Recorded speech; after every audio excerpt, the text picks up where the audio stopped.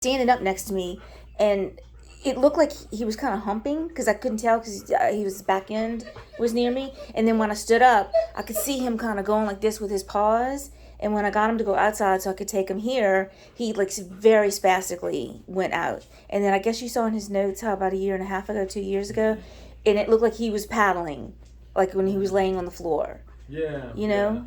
Well, certainly it is possible. It could be seizure activity. So sometimes seizures can look like a lot of different things.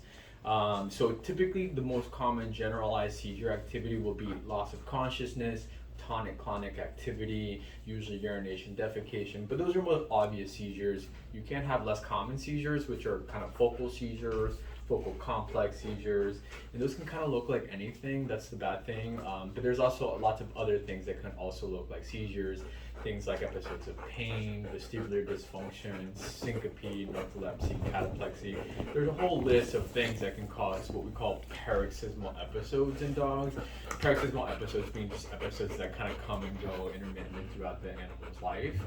Most commonly, we see seizures because epilepsy is probably the most common thing, but a lot of these other things are also possible. So, the only way to really find out for sure would be you'd have to do some electrical testing of his brain to see if he's actually having seizure-like activity. So that would be with an electroencephalogram.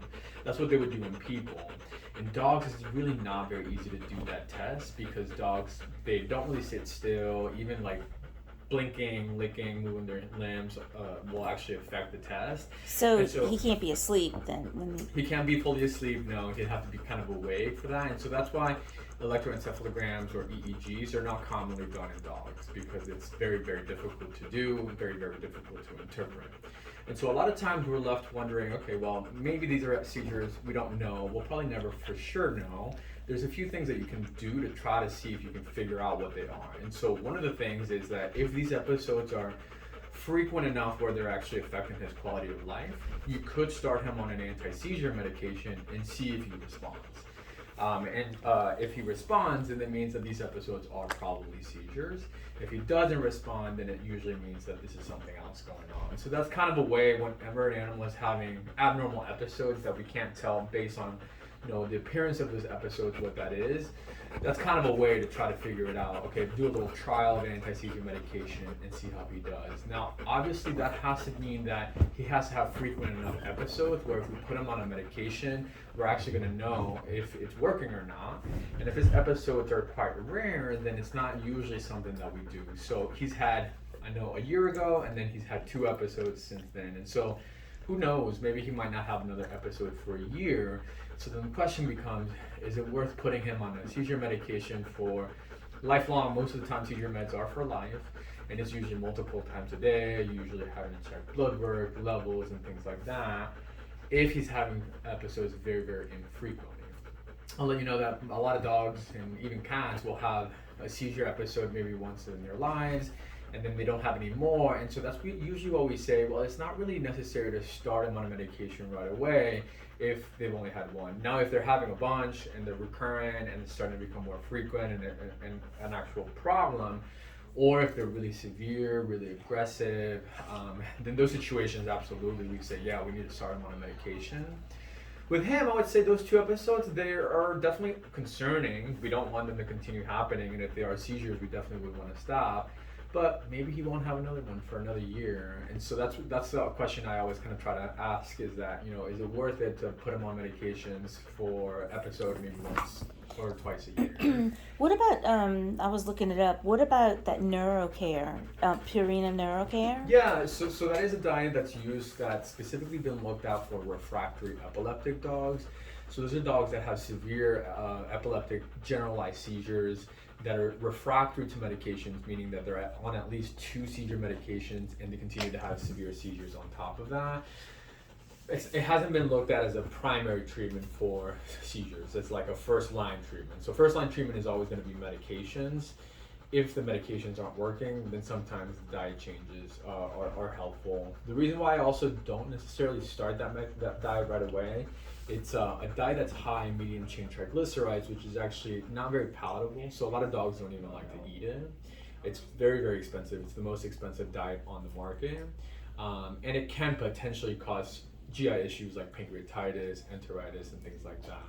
And so I do recommend that diet in dogs that are epileptic, that have refractory epilepsy. But for him, I probably wouldn't recommend that diet. Is that diet, because I know like for children with epilepsy, Yeah. they'll do a sort of high fat, low carb type of diet. Is that what that neuro?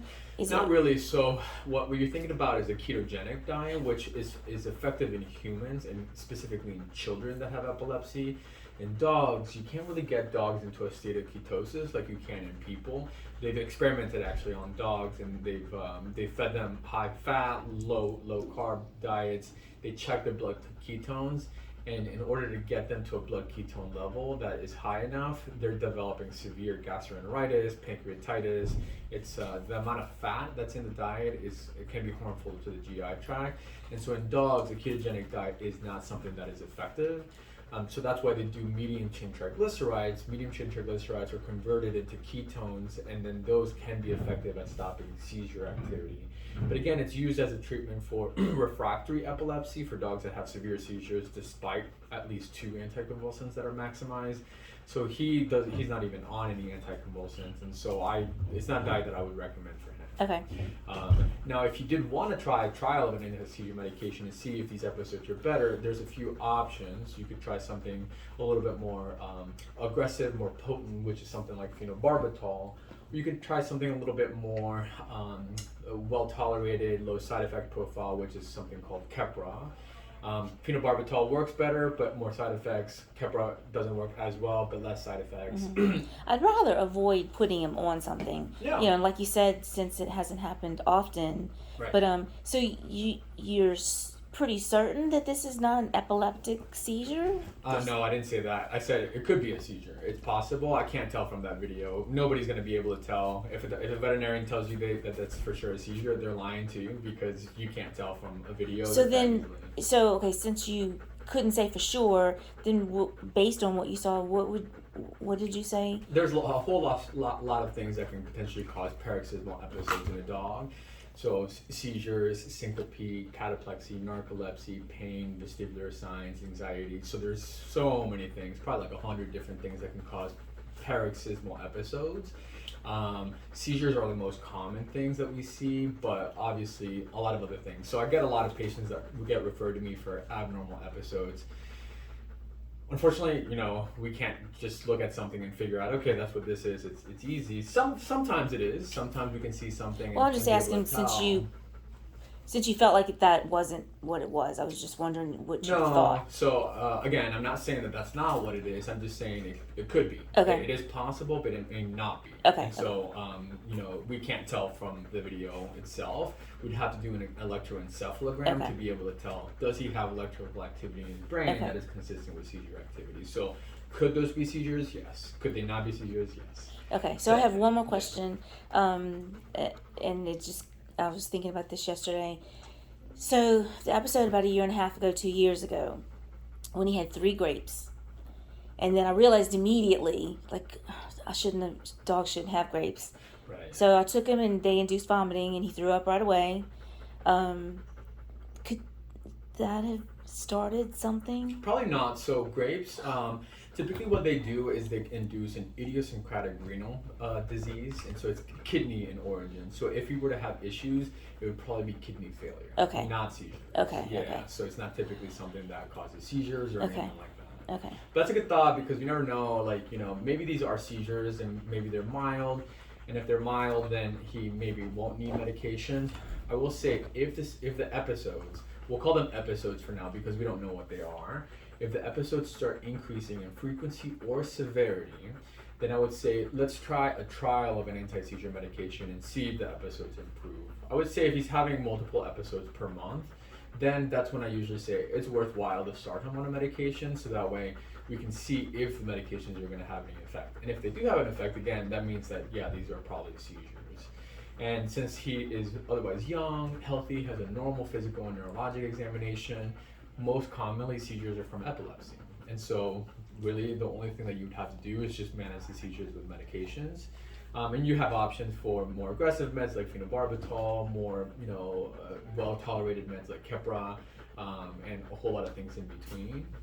But I would say, yeah, right now, he's had, a few episodes. They seem relatively mild. He's not having like lots of consciousness with the paddling and the thrashing. He could have some of those, so definitely watch out for that. If he has any of those, I would say call us, let us know. We'll start him on a seizure medication. Right. Well, that first time was the paddling. Right. Yeah. I described it as swim. He looked like he was trying to swim, and then Friday when I brought him here, he was standing up, but it looked like he was trying to like get something off of his face with his paws. So what I would do, because these episodes can sometimes be a little bit hard to differentiate, if he's having an episode, try to get his attention. Try to talk to him, coax him out of it. If you are able to get his attention and he comes out of it, then those are not seizures.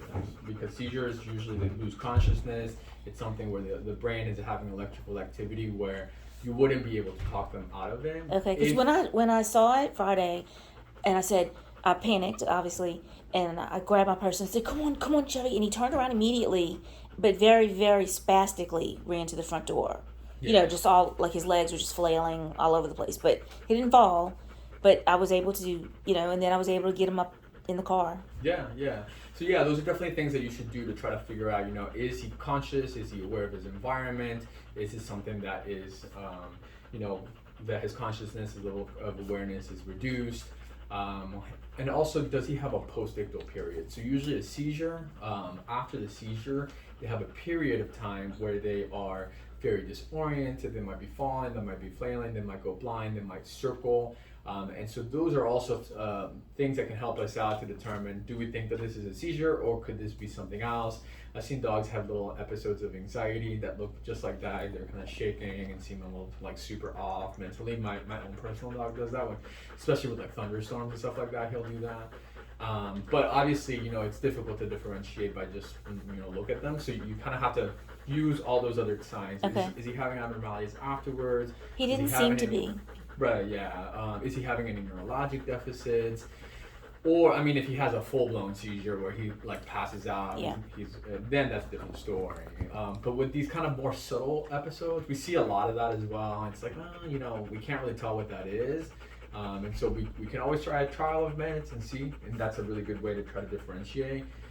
Or if it's really mild and not super frequent, then we can just monitor and see. And if the frequency goes up, absolutely, I would say we should, start him. So the frequency that I usually say, if he's having more than like 2 or 3, like in a month of these little episodes, I would say, yeah, that's enough time where we can put him on a medication, and we're going to see if the medication is going to be effective. Because if he has 2 or 3 a month, and then we put him on meds, and then he doesn't have any, then it is likely that the medications are helpful, which then means that this is likely seizure-like activity. Okay, so this was twice, Friday, like once Friday and then once Saturday morning. Yeah, so keep monitoring that. I would say next month, if he has any like more like 2 or 3 episodes, I would say let's go ahead and put him on a seizure medication and see how he does. Doesn't mean that the seizure medication is gonna help it, because we don't really know if this is a seizure.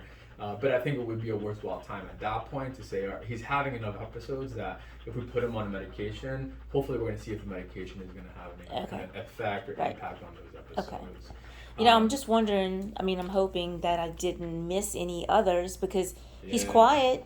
Yeah. If he would have not been laying in bed with me Saturday morning, and if he'd have been laying on the floor, I would have never known. Yeah. And that happens a lot too, especially, people who work and their pets are at home. Sometimes they can have a seizure at home and they're not there and they wouldn't even know. And so sometimes it's just kind of a matter of luck that you just happen to be there when they have an episode. But, you can also sometimes see the possible after effects of a seizure. So, like I mentioned, that post-ictal period, if you get home and all of a sudden there's, a mess and he's urinated and, he's got slobber on his face and he seems a little drunk and out of it, that might be that post-ictal period, and then that means he probably did have a seizure at home. So those are also some things to monitor for. Goldens do have, unfortunately, a predisposition for developing brain tumors, but with his age, I would say much less likely since he's quite young. And then also because he had his first episode like a year ago, even less likely, because usually if that amount of time has passed, they would have had some sort of neurologic worsening. So I think that if these are seizures, it's probably epilepsy, which is good because it can be monitored and managed with medications, usually pretty effectively in most dogs. So But I agree. I think that right now, let's just watch him. If he has any more episodes, though, let us know, and then we'll probably start him on a med, and then recheck him and see. And if those episodes do get better, probably seizure. Okay. And then we'll just manage him long-term seizure meds. I always get a little bit hesitant to start seizure meds because it is a lifelong thing. It's like you're committing yourself for the rest of that dog's life to give him the medications. Like, let's make sure he really needs it before we do that. Yeah, I agree. So I think that overall it's good that he looks good neurologically, but also if you notice any other abnormalities, like his behavior is changing, he is like circling, his level of awareness is abnormal. Those are also some things to monitor for. Okay. If you do notice any of those things, you can also call us and then we can reassess and go from there. Okay. But I think right now he's looking really good, and so we'll just say possible seizure-like activity. Let's hold off on any meds and see how he does. If those continue, then we'll start him on a trial of a seizure med and go from there. Okay, sounds good. Yeah. Now, I will type all this up. I'll send that to you in an email later on down today. So just make sure we have your email address on file. Okay. Who's your primary care vet so I can give them a call and just give them that update? It's Chateau Vet, and they have different doctors there. Okay, so there's not like a specific one? No. Okay. Okay, perfect. Well, I'll give them a call and I'll also send them the records so that way they have that just in case something were to happen, and they're also kind of in the loop and go. Okay, great. So, yeah. So just hang out here for a few minutes. We'll get you all checked out, and you'll be good to go. And like I mentioned, I'll email you this discharges probably later on today, and we'll go from there. Yeah. All right, I appreciate it. Yeah, no problem at all. It's nice meeting you. Thank you. Just Nice meeting you. hang in here, and we'll be right back and get you all checked out. Okay, bye.